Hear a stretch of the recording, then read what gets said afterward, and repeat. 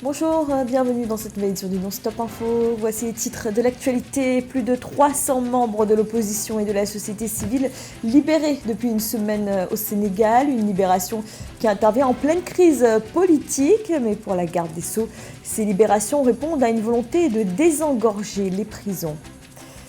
L'ancien Premier ministre kényan Raila Odinga déclare sa candidature à la présidence de la Commission de l'Union africaine. Il souhaite jouer un rôle de premier plan au sein de l'institution en succédant à Moussa Faki Mahamat qui occupe le poste depuis 2017. Et puis les ambitions du Mozambique en matière de production d'hydrogène. Le pays annonce qu'il se lancera dans une exploitation massive d'ici à 2030. L'enjeu est capital, il s'agit d'accroître les capacités énergétiques du pays.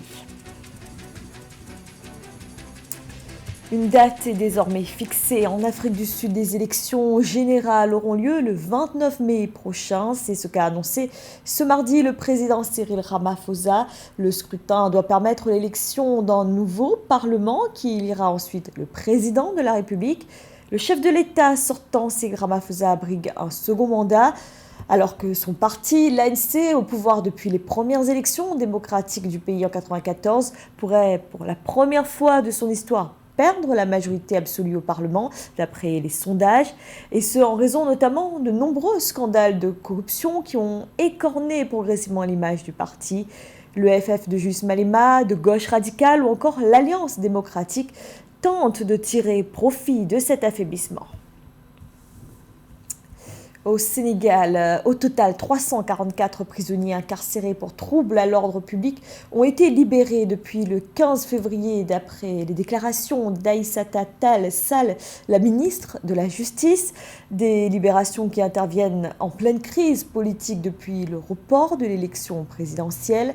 Concernant ces libérations, la mesure ne concerne pas le candidat de l'ex-PASTEF Bassirou Diomaye Faye et l'opposant Ousmane Sonko, mais pour le gouvernement, les libérations n'ont pas été décidées à partir de critères politiques. Fatma Nyanga.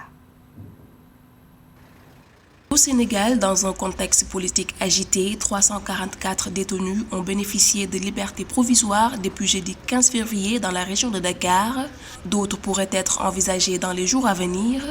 Ces mises en liberté ont lieu afin de désengorger les prisons et de lutter contre les longues détentions. Un fait qui rentre dans le cadre de la matérialisation de la volonté du président Macky Sall visant à apaiser la tension politico-sociale. Nous sommes dans une situation politique. Ces personnes avaient été arrêtées pour des raisons politiques, que ce sont même des détenus politiques. Et maintenant encore, pour des raisons politiques, on a décidé de les libérer. Cela est faux. Cela est complètement faux. Et je m'inscris en faux contre ces assertions. En réalité, toutes ces personnes qui ont été libérées avaient été détenues à l'occasion de manifestations de troubles à l'ordre public. Mais les raisons qui les ont envoyées en prison n'ont jamais été des raisons politiques. Pour toutes ces personnes, il y avait des délits de droit commun que les juges fondent sur le code pénal sénégalais pour pouvoir les emprisonner. Par rapport à la question d'une potentielle liberté provisoire pour l'opposant Ousmane Sonko et le candidat de l'ex-PASTEF Bassirou Diomaye Faye, les dossiers s'apprécient au cas par cas. Selon la ministre, si les conditions sont réunies, la liberté pourrait être accordée. La seule chose que je peux dire les concernant, c'est que ce que nous sommes en train de faire, comme je l'ai dit, on ne le fait pas de façon massive comme ça, pour notre bon vouloir ou à la tête du client. Nous le faisons, je l'ai dit, parce qu'il y a des dossiers qui s'apprécient au cas par cas en fonction des éléments objectifs qu'il y a dans le dossier. Concernant la date du scrutin, initialement prévue le 25 février, le Conseil constitutionnel a invité les autorités à organiser l'élection dans les meilleurs délais. Ayant acté la décision du Conseil, le président Macky Sall appelle à un dialogue auquel tous les acteurs sont conviés. Même le candidat Bassirou Diomaye Faye, actuellement détenu en prison, pourra y participer à condition qu'il soit libre et qu'il accepte d'y aller, selon la ministre de la Justice, qui précise qu'être candidat n'est pas une condition de liberté provisoire. qui sera le prochain président de la Commission de l'Union africaine? Le second mandat de Moussa Faki Mahamat à la tête de la Commission arrive à son terme à la fin de cette année. La question de sa succession a été évoquée durant le dernier sommet de l'organisation. Parmi les candidats, on retrouve le chef de l'opposition et ancien Premier ministre kényan, Raila Odinga, qui ces dernières années a occupé le poste de haut représentant au sein de l'Union africaine. Catherine Gobet. Raila Odinga, leader du parti d'opposition Azimio la Umoja, a officiellement déclaré le 16 février 2024 son intérêt pour la présidence de la Commission de l'Union africaine. S'adressant aux médias à Nairobi, l'ancien Premier ministre en compagnie de l'ancien président nigérian Olusegun Obasanjo a déclaré qu'il était prêt à occuper ce poste, fort de son expérience d'envoyé spécial de l'UA pour le développement des infrastructures en Afrique de 2018 à 2023. Raila Odinga a souligné son intérêt pour le poste en précisant que sa compréhension approfondie du paysage socio-économique à travers le continent constitue un avantage qui lui permettrait de relever ce défi.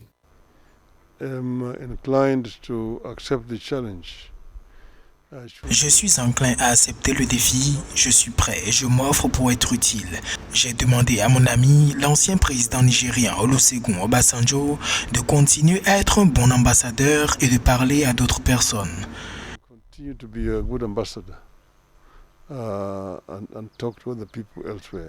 Le poste de président de la Commission de l'Union africaine devrait devenir vacant en 2025 alors que le titulaire, le Tchadien Moussa Faki Mahamat, achève son deuxième mandat.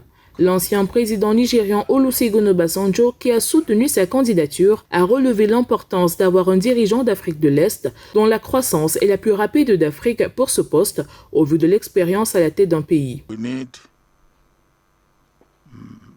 a person, man or woman, who has experience, who understand. Nous avons besoin d'une personne, homme ou femme, qui a de l'expérience, qui comprend la situation dans laquelle nous sommes, quelqu'un qui est capable de comprendre les enjeux. Nous pensons que les personnes qui ont occupé des postes de chef de gouvernement en tant que Premier ministre ou Président sont les plus aptes à occuper le poste de la CUA à ce moment précis. At the presidential level, will be able to knock at the door of incumbent prime ministers and presidents without much ado. Dans son annonce, Raila Odinga s'est dit préoccupé par le phénomène de la fuite des cerveaux, exprimant son mécontentement face aux défis qui obligent la jeunesse africaine à chercher des opportunités à l'étranger. Il s'est engagé à utiliser son leadership pour transformer le destin de l'Afrique. Seulement, selon la procédure, un pays nomme un candidat, puis mobilise le soutien de la région et du continent en faveur de son candidat. Au Kenya, si Raila Odinga est nommé à la tête de la CUA, cela reviendrait à renoncer à la course à la présidentielle de 2027. L'hydrogène vert, une source d'énergie propre de plus en plus perçue comme une alternative pouvant transformer le secteur énergétique de l'Afrique, doté de ressources considérables en énergie renouvelable.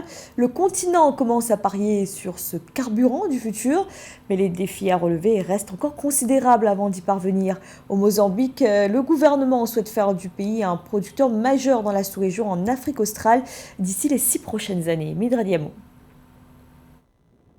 Dans le cadre de sa stratégie de transition énergétique, le Mozambique veut se positionner comme un producteur majeur d'hydrogène en Afrique australe d'ici 2030. Cette stratégie énergétique ambitieuse prévoit un investissement global d'environ 80 milliards de dollars d'ici 2050. Courant 2024, le pays va définir ses objectifs de production et de consommation d'hydrogène, ainsi que les mesures nécessaires pour y parvenir, y compris le développement des infrastructures hydrogènes selon des médias locaux. Je pense que la stratégie du Mozambique de s'appuyer sur l'hydrogène est une chose intéressante pour réussir sa transition énergétique. On sait que c'est un élément qu'on trouve rarement dans la nature, mais on peut le rencontrer notamment dans l'eau. Donc je pense que c'est surtout intéressant de pouvoir s'appuyer sur ça, sur cette source d'énergie, car on sait que non seulement elle a beaucoup de potentiel en termes énergétiques par rapport à d'autres combustibles ou d'autres gaz, mais en plus de ça, c'est une énergie qui ne dégage pas beaucoup de CO2. Le Mozambique dispose d'un grand potentiel pour développer une industrie de l'hydrogène grâce à ses ressources naturelles abondantes. La stratégie du gouvernement va se concentrer sur l'exploitation des ressources hydroélectriques, éoliennes, solaires et de gaz naturel du pays pour soutenir la production d'hydrogène vert notamment. À travers sa stratégie de l'hydrogène, le Mozambique vise une décarbonisation de son économie, apportant des solutions de transport et industrielles à faible émission et rentables. Je pense que ça permet justement d'avoir non seulement une énergie verte, mais une énergie aussi qui a la capacité justement de permettre justement d'avoir une énergie qui soit autosuffisante, car on sait que les besoins sont de plus importants dans ces pays. Le Mozambique mise sur le complexe Golfinho Atum, dont la production commerciale est prévue pour 2028 pour atteindre son objectif de production massive d'hydrogène d'ici 2030. Le pays entend travailler avec ses partenaires nationaux et internationaux pour achever le développement de ses installations de production et de stockage et de ses réseaux de transport. Pour le gouvernement, établir des partenariats régionaux permettra une économie régionale de l'hydrogène en réduisant les coûts de développement des infrastructures hydrogènes et en créant un vaste marché pour les produits et services liés à l'hydrogène. Le géant gazier britannique BP renforce sa présence en Égypte grâce à la création d'une co-entreprise avec la compagnie pétrolière nationale d'Abu Dhabi, un partenariat présenté comme étant stratégique avec l'entreprise émirati. Cette alliance est destinée à réunir les capacités techniques des deux compagnies avec comme objectif dans un premier temps l'exploitation du gaz naturel. Les précisions d'Amanedji. Pour renforcer leurs capacités, la société pétrolière britannique BP et Abu Dhabi National Oil Company ADNOC ont convenu le 14 février 2024 de former une co-entreprise en Égypte pour se concentrer sur le gaz naturel, donnant ainsi aux Émirats arabes unis l'accès à la production. Le projet, dont les revenus seront détenus à 51% par BP et à 49% par ADNOC, devrait être concrétisé au second semestre 2024. L'Égypte s'avère être un terrain fertile pour des investissements prometteurs dans le domaine gazier, déjà bénéficiant d'une très grande réserve prouvée en gaz naturel et bénéficiant déjà de sa proximité avec l'Europe pour pouvoir l'alimenter en termes de gaz naturel. La Russie, du fait des difficultés qu'il y a en Ukraine, aujourd'hui l'Égypte s'avère être une alternative intéressante pour tous ces opérateurs du domaine pétro-gazier. À travers cet accord qui renforcerait les liens économiques des Émirats arabes unis avec l'Égypte, BP apportera des actifs pendant que ADNOC fournira des liquidités pour le capital risque. Cette co-entreprise offre une plateforme de croissance internationale qui fait progresser un partenariat stratégique de longue date. Du coup, les défis qui se posent à ce pays, c'est d'abord la capacité rapidement de pouvoir développer les infrastructures nécessaires à l'exploitation, à la distribution et aussi à l'exportation du gaz naturel liquéfié. En deuxième lieu, l'autre défi qui se pose, c'est toujours le même défi des ressources humaines. L'autre défi qui est intéressant, c'est qu'il y ait des Égyptiens qui intègrent les domaines techniques en termes de compétences ressources humaines, ce qui apportera une plus-value pour la population égyptienne. Pendant que les Émirats arabes unis prévoient d'augmenter leurs dépenses de plus de 50% dans des projets énergétiques qui limitent ou atténuent les émissions de dioxyde de carbone, BP prévoit une baisse du produit intérieur brut mondial de 2,7% en 2025, de 3% en 2035 et de 5% en 2050. Au Ghana, le gouvernement a annoncé son intention de doter le pays de plusieurs sites télécoms, un défi de taille, d'autant que les autorités prévoient leur construction cette année afin d'améliorer la couverture des services mobiles sur le territoire national, en particulier dans les zones rurales. Le projet a été présenté la semaine dernière par le ministère des Communications et de la Numérisation, Marie-Ralph Alantolo. Au Ghana, le gouvernement va déployer 1006 sites télécoms en 2024 pour améliorer la connectivité dans les zones rurales. À cet effet, le gouvernement a annoncé le 18 février qu'il va lancer en novembre 2024 un programme de connectivité rurale pour améliorer la couverture des services mobiles dans le pays, en particulier dans les zones rurales. À terme, ce projet devrait notamment permettre d'apporter des services télécoms à des millions de personnes supplémentaires et de réduire la facture numérique au Ghana. Il devrait également accélérer la transformation numérique de l'économie.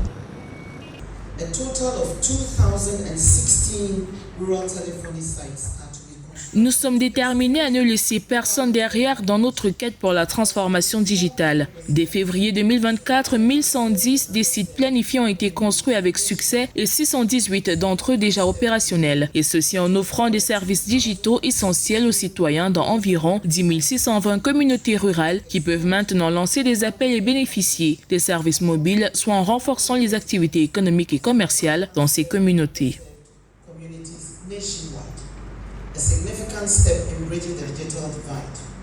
Selon les statistiques de l'autorité nationale des communications, le Ghana comptait 38,4 millions d'abonnés à la téléphonie mobile au premier trimestre 2023 pour un taux de pénétration de 120,2%. Le nombre d'abonnés aux services d'Internet mobile s'élevait à 22,6 millions, soit environ 71% de la population. Cependant, les chiffres réels devraient être moins importants étant donné que certaines personnes possèdent plusieurs cartes SIM.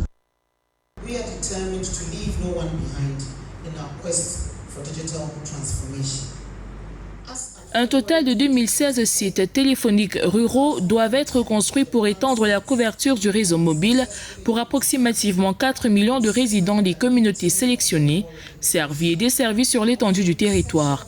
Un pas significatif pour accroître la digitalisation. Soulignant que ces sites télécoms font partie du projet Ghana Rural Telephony and Digital Inclusion dévoilé en novembre 2020 par le Ghana Investment Fund for Electronic Communications afin de réduire la fracture numérique en renforçant les services de téléphonie de base dans les zones rurales. Ils bénéficient notamment de l'appui technique de la société chinoise Huawei ainsi que du soutien financier de la China Exim Bank qui a accordé au gouvernement un financement de 155 millions de dollars en 2020. C'est la fin de ce journal. Merci de l'avoir suivi. Restez sur Africa 24, l'actualité continue.